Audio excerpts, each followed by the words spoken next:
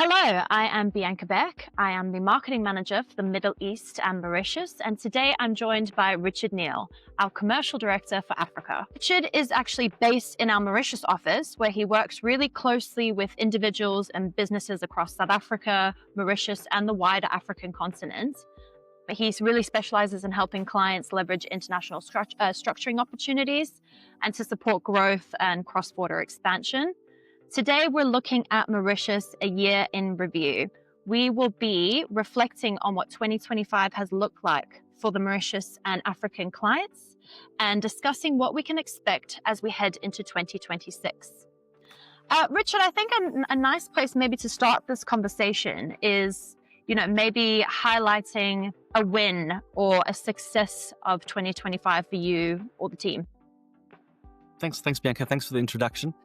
Yes, well, 2025 has certainly been a challenging year, but it's been one that's been fantastically fulfilling. Office-wise, our greatest successes have been in recruitment and the focus on client centricity. In 2025, we've hired 24 new staff, which in itself is an amazing achievement. But also, we've focused this year a lot on training for customer experience. It's an endeavor that we continue to focus on. It's not that we're going to stop, but it's certainly been one of our main focuses of 2025. Then in terms of personally, one of my biggest wins this year has been to focus back on business development, which is what I love and what I'm best at. So I've shifted my focus back to direct client engagement as well as developing our relationships with our intermediaries, which has been fantastically successful commercially for the company, but has also been very liberating for me personally.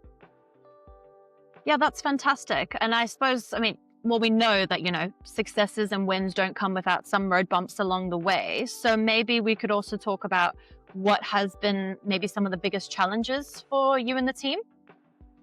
Absolutely. So for me and the business development team, the biggest challenges now is really the complexity of the structuring. And it's not to say that we can't handle it. It just means that structuring and actually closing a deal and setting the structure up for the clients is taking a lot longer. So we've certainly seen more complexity over the last couple of years. And that is due to our clients requiring more intricate structuring. They are a more developed clientele, but it's also spearheaded primarily by a more rigid compliance framework around the world and landscape, especially when it comes to tax and reporting, as well as transfer pricing aspects. Yeah, governance and keeping your company in good standing, those have definitely spiked, I think, all across the world. With that in mind, how have client needs kind of developed in recent years? Or maybe you can summarize for me what that has looked like in 2025. Is there specific solutions or services that you're seeing clients need more and more? Yeah, absolutely. If you look back at our business over the past couple of years, we've been structuring Mauritian entities for our clients. We've been setting up Mauritian companies, Mauritian trusts, and other solutions.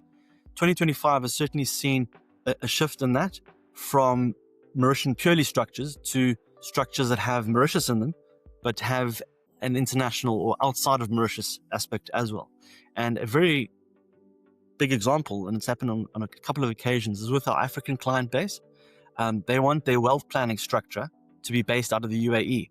It's very popular to use the UAE or United Arab Emirates for the wealth planning and dynastic planning for their families to be out of the UAE, and that would typically be through a UAE foundation. Okay. We've also seen quite a big interest in trust structures or setting up family trusts in other locations other than Mauritius, and it's been totally market led.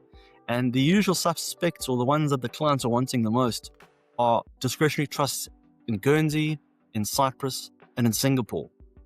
Yeah. So us having offices a lot in more all international. Absolutely. But it's been a distinct advantage for Sovereign because we were one of the only management companies on the island that has such a great geographical spread. So it's been a distinct advantage for us being able to offer these trusts in other locations.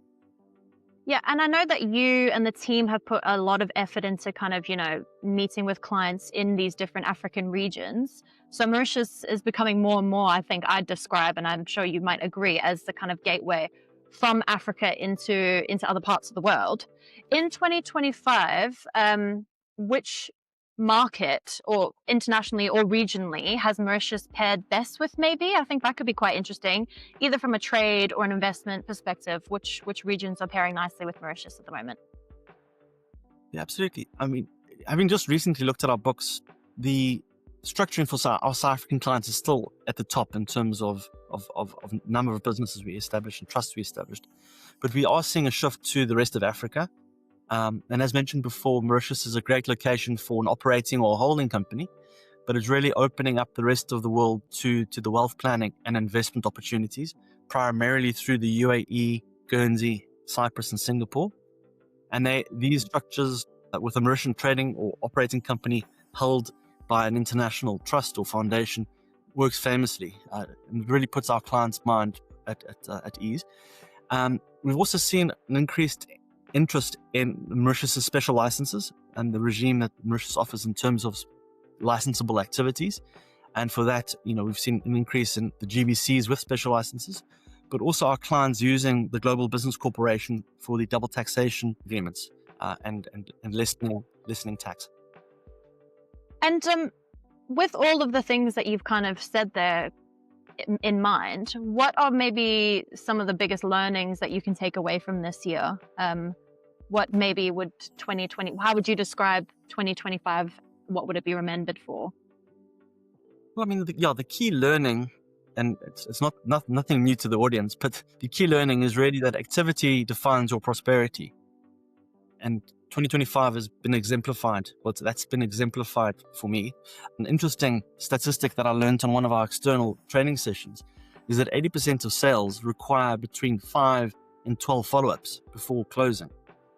So it just proves that perseverance pays off. And, we've certainly experienced that this year. And in terms of what 2025 will be remembered for, it's been a year of crucial groundwork. It's been a year of realignment of priorities, but also one of positive impact. Yeah, that's some great takeaways of the year to kind of summarize. And, with January 2026 literally on our doorstep at this point, if we're looking ahead at the year to come, what are some of the business aspirations for yourself and the team? It's a good question. 2025 is coming to an end and 2026 is hot on the heels. My key aspirations for 2026 is really to grow and empower my business development team, looking at adding new people to the team, but also fostering their personal development growth.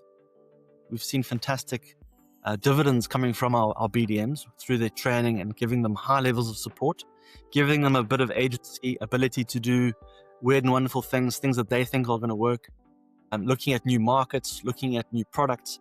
And it's really paid off fantastically for the business. So 2026 is going to be a year of continued and developmental training where we refine our skills, but also hone our individual specialities. Yeah, fantastic. I think that's a really nice summary, I think, of, what you guys have been experiencing throughout this year and what maybe we can expect for 2026. So, Richard, thank you so much for your time. Thank you very much, Bianca.